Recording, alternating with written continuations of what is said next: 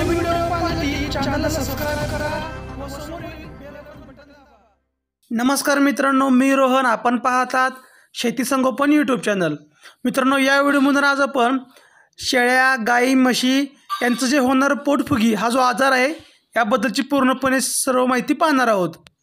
मित्रांनो, जर आपण आपल्या शेती संगोपन या यूट्यूब चॅनल नवीन असाल तर आपला चॅनल सबस्क्राइब करा, तसेच समोरील घंटा बटन दाबा। त्यामुळे काय होणार आहे, ज्यावेळेस मी नवीन व्हिडिओ अपलोड करणार आहे बंदिस्त शेळीपालनाविषयक, शेतीविषयक, पशुपालनाविषयक, तर त्या सर्व व्हिडिओ तुम्हाला पाहायला मिळतील। आता महत्त्वाचा एक आजार सांगतो, ज्या आजाराचं नाव आहे इंग्रजीमध्ये टॅम्पोनिंग म्हणतात, मराठी भाषेत पोटफुगी म्हणतात। गाईचं, म्हशीचं, शेळीचं पोट फुगते ना, पोटफुगीचे दोन प्रकार आहेत। त्या दोन प्रकारामध्ये एका प्रकाराला म्हणायचं सिंपल टॅम्पोनिंग, मराठी भाषेत म्हणायचं साधी पोटफुगी, आणि दुसऱ्या प्रकाराला म्हणायचं फॉरेन बॉडीज टॅम्पोनिंग, मग मराठी भाषेत त्याला काय म्हणायचं, अखाद्य वस्तू पोटात गेल्यामुळे झालेली पोटफुगी।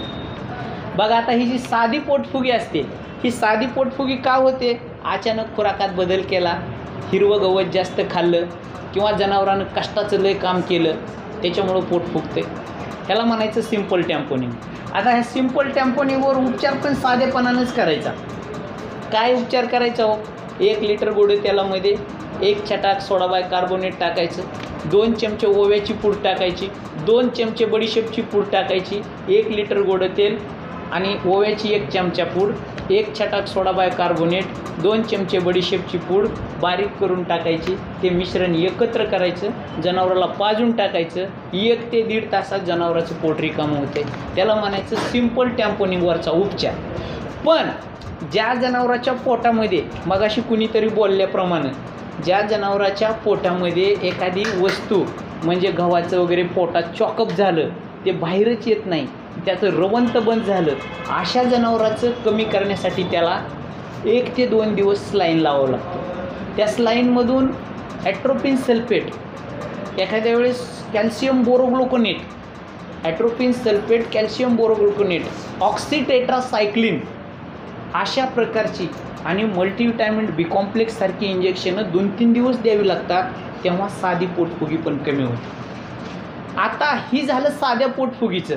पण जी फॉरेन बॉडीज टॅम्पोनिंग आहे, म्हणजे जनावराच्या पोटात एखादी वस्तू गेलेली आहे आणि त्यामुळं पण पोट फुगते। आता मला सांगा की तुम्ही शेळ्या घ्यायला गेला, गाई म्हशी घ्यायला गेला, तो पोटात काही वस्तू गेली ही कशी कळलं हो तुम्हाला?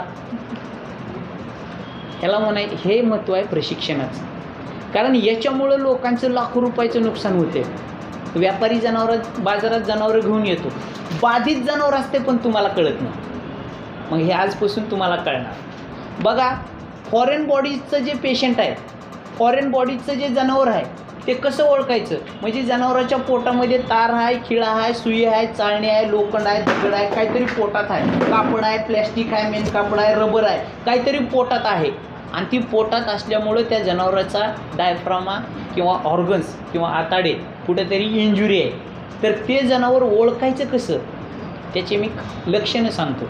ज्या जनावराच्या पोटात एखादी वस्तू आहे त्या जनावराच्या डोळ्याला पाणी येते, दोन्ही डोळ्यातून पाणी वाहिलेलं असते, नंबर 1चं लक्षण।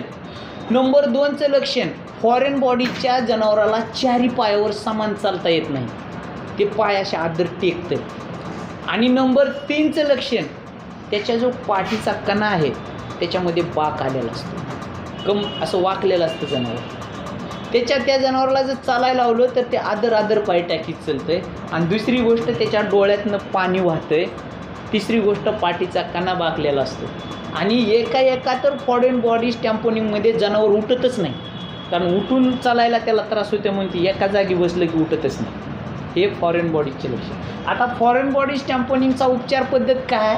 तर डायरेक्ट डॉक्टरांना बोलवून घेणे, त्याच्या डाव्या कुशीवर चिरणे, चिरल्याच्यानंतर मध्ये हात टाकणे, पूर्ण ऑर्गन्स चेक करणे, म्हणजे त्याची डायजेस्टिव्ह सिस्टीम हाताने चेक केली जाते। त्या सिस्टीम चेक करताना कुठं ते चॉकअप झालं ते पकडायचं, ते आतडं साईडला घ्यायचं आणि आतड्याला आडवं कट करायचं, उभं नाही, उभं केलं तर 2 तुकडे होत असते, आडवं कट करायचं. आडवं कट करून ती मध्ये अडकलेली जी वस्तू असतील ते बाहेर काढून द्यायच्या आणि बाहेर काढून मधल्यामध्ये आतडं शिवून घ्यायचं.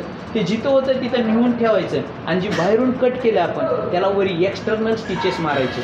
म्हणजे फॉरेन बॉडी 2 प्रकारचं ऑपरेशन केले जाते, एक इंटरनल आणि एक एक्सटर्नल. असे 2 प्रकारचे ऑपरेशन करून जनावर वाचवल्या जाते. जनावर पहिल्यासारखं होतं, काहीच प्रॉब्लेम नाही. पोट फाडलं, त्याचं आतडं बाजूला काढलं, मधली वस्तू काढली म्हणजे जनावर मरत नाही. जनावर आहे तसं राहतं. परत त्याचं दूध उत्पन्न चालू होतं, खाणं पिणं चालू होतं, जनावरला काही प्रॉब्लेम येत नाही.